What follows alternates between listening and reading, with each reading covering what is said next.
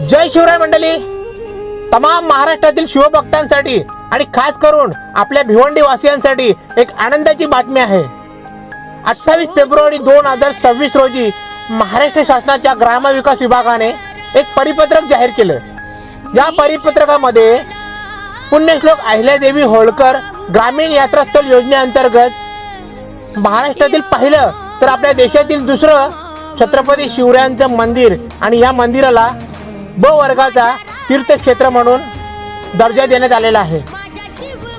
मित्रांनो, भिवंडीतील हे छत्रपती शिवरायांचं मंदिर आता फक्त मंदिर नाही तर ते ऊर्जा स्रोत झालेला आहे, प्रेरणा स्रोत झालेला आहे.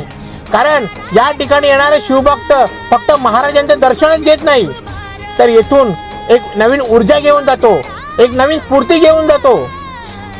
आणि या आपल्या अशा पवित्र मंदिराला आज शासनाने तीर्थक्षेत्र म्हणून घोषित केलं आहे. त्याबद्दल मी महाराष्ट्र शासनाचे आभार व्यक्त करतो. तसेच या मंदिराचे संस्थापक अध्यक्ष डॉक्टर राजूभाऊ चौधरी तसेच त्यांचे सहकारी योगेशजी दळवी असतील, श्रीकांतजी गायकर असतील आणि इतर सर्व सहकारी सर्व टीमचं मी मनापासून अभिनंदन करतो.